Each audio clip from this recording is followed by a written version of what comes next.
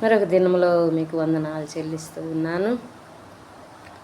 ఇదే యోహాను పత్రిక 3వ అధ్యాయంలో నుంచి 13వ వచనం నేను చదువుతున్నాను. సహోదరుల, లోకము మిమ్మల్ని ద్వేషించిన యెడల ఆశ్చర్యపడకుడి.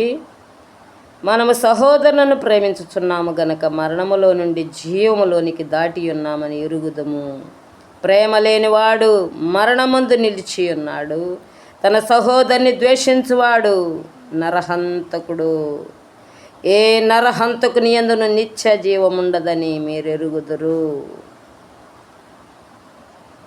దేవుణ్ణి ప్రేమిస్తున్నామని చెప్పి సహోదరుని ద్వేషిస్తే నరహంతకుడు అవుతాడు. ఎక్కడో ఉన్న దేవుణ్ణి ప్రేమిస్తున్నామని ఎలా చెప్తాం? ఇక్కడున్న సహోదర సహోదరులను ప్రేమించలేని, ద్వేషంతో వ్యతిరేకమైన మాటలు, పరిచర్యల గురించి చెడ్డగా ఏదంటే అది నోటికి ఏదొస్తే అది మాట్లాడేస్తూ ఉన్నారు. ఒక పరిచర్య ఎవరైనా చేస్తున్నప్పుడు ప్రోత్సాహపరచాలి, కానీ గంటల గంటలు ప్రార్థన చేస్తారు. ఏం ప్రార్థన చేస్తారో వాళ్ళకే తెలియదు. ప్రార్థన చేసేది నువ్వు నేను కాదు, పెదవులతో చేసేది ప్రార్థన అసలే కాదు. ఆయన ఆత్మ గనుక మనం కూడా ఆత్మతోనే ప్రార్థన చేస్తాం. పరిశుద్ధాత్మ దేవుడే మనల్ని ప్రార్థనలో నడిపిస్తాడు, విజ్ఞాపనలో నడిపిస్తూ ఉంటాడు. ఎన్ని గంటలైనా చేస్తాం. ప్రార్థన అనేది పరిశుద్ధాత్మ దేవుడు చేస్తే టైం చూసుకోం మనం. ఎన్ని గంటలైనా ప్రభు చేయగలిగిన దేవుడు మన పక్షంగా. పరిశుద్ధాత్మ దేవుడు మనలో ఉండి విజ్ఞాపన కర్త. ఆయన యేసు ప్రభు విజ్ఞాపన కర్త. రాత్రంతా ఆయన విజ్ఞాపన చేస్తూ ఉంటాడు. పరిశుద్ధాత్మ దేవుడు మనలో ఉండి మనల్ని విజ్ఞాపన చేపిస్తూ ఉంటాడు. ఎవరైనా ప్రార్థన చేస్తే అది విమర్శే, ఏదన్నా పాటలు పాడితే అది విమర్శే, ఇంకేదన్నా చేస్తే అంతా విమర్శే.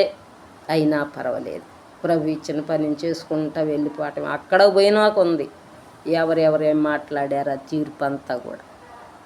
ఈ మంచి వయన్ను చెడ్డ వయన్ను నోటితో ఏం మాట్లాడావో, ఎవరిని విమర్శించావో, ప్రేమ లేనివాడుగా ఎలా ప్రదర్శించావో. నువ్వు ప్రేమ లేనివాడుగా నువ్వు సేవ చేస్తే నరహంతకుడు లెక్కే. కానీ సహోదరుని ప్రేమించలేని సేవ అది నరహత్యతో సమానమైన సేవ. ఇక్కడ చెబుతున్న మాట నా మాటలు కాదు. లోకం మిమ్మల్ని ద్వేషించిన ఆశ్చర్యపడకుడి. ఆశ్చర్యపడాల్సిన అవసరం లేదు. నేను అనుకుంటాను, నన్ను ద్వేషించే ప్రతి విషయంలో నా ప్రభువే ముందు ద్వేషింపబడ్డాడు, అపహసించబడ్డాడు. నా ప్రభువే నిందించబడ్డాడు, ఉమ్మివేయబడ్డాడు, పుడిగిద్దులు తిన్నా. అసలు ఏం పాపం చేశాడని నా ప్రభు ఏ పాపం చేయలేదు కదా. నా ప్రభు ఏ దోషం లేనివాడే బయల్జబూలు అనిపించుకున్నాడు. ఎన్నైనా లోకం అనుకొని, లోకం ఏ విధంగా అయినా మనల గురించి ప్రస్తావించని, కానీ లోకము ద్వేషిస్తే మాత్రం మనకు మంచిది. నా మట్టికి నేను అనుకో. ప్రభు మెచ్చుకున్నవాడు ధన్యుడు. మనుషులు ద్వేషిస్తే మనకు మంచిది, మనుషులు మెచ్చుకుంటే మనకు శ్రమ. కాబట్టి ఇక్కడ మాటల ప్రకారం, సహోదరులారా, లోకం మిమ్మల్ని ద్వేషించిన యెడల ఆశ్చర్యపడకుడి. మీరు అస్సలు ఆశ్చర్యపడొద్దు. మనము సహోదరులను ప్రేమించుచు నాము గనుక మరణంలో నుండి జీవంలోనికి దాటి ఉన్నామని ఎరుగుదుము. మనం మరణంలో నుంచి జీవంలోకి దాటాం. మనల్ని ఎంత వ్యతిరేకంగా విసర్జించినా మనం ప్రేమిస్తూనే ఉంటున్నాం కదా. కొద్దిమంది ప్రేమే నిలిచి ఉండును. ఈ గ్రంథమే ప్రేమ సారాంశం. అసలు ప్రేమ సారాంశము మన బైబిల్ గ్రంథం, ప్రేమా గ్రంథం ఇది. ఈ గ్రంథాన్ని విశ్వసించిన మనం, ఈ గ్రంథమైన దేవుణ్ణి విశ్వసించిన మనం కూడా ప్రేమ కలిగిన వారంగానే, క్షమ కలిగిన వారంగి, దయగలిగిన వారంగానే దేవుని మూర్తిమంత్వాన్ని మనం పొందుకొని, క్రీస్తు మనసే మనకు ఉండాలి, వేరే మనస్సు మనకు ఉండకూడదు. క్రీస్తు యేసునకు కలిగిన ఈ మనస్సు మీరును కలిగి ఉండుడని చెప్పబడి ఉంది వాక్యం. అట్టి మనసుతో మనం సాగిపోదుముగాక. పరిశుద్ధాత్మ దేవుడు ఈ మాటలు మనకు దీవించి ఆశీర్వదించునుగాక. పరిశుద్ధుడైన తండ్రి, నమ్మదగిన దేవా, మరొక దినంలో నిన్ను ఆరాధించడానికి మీరు ఇచ్చిన కృపను బట్టి మీ స్తోత్రాలు. సమయం మీది, మేము మీ పిల్లలం. ఎవరో వింటారు, ఎవరో చూస్తారు, ఎవరో మెచ్చుకుంటారని కాదు నాయన.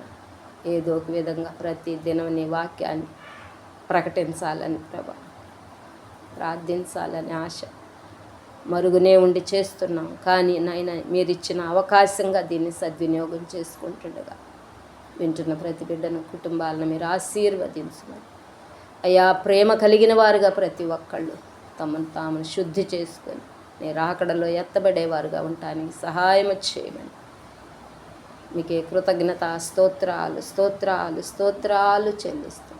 నజరేయుడు ప్రియుడు రక్షకుడైన యేసు ప్రభు వారి పునరుత్థానపు నామములోనే, అభిషేక నామములోనే అడిగి వేడుకొని పరిశుద్ధాత్మ ద్వారా అడిగి వేడుకొని పొంది నామమ్మనందరినీ కన్నా మా పరలోకమందున్న మా తండ్రి. Amen, amen, amen.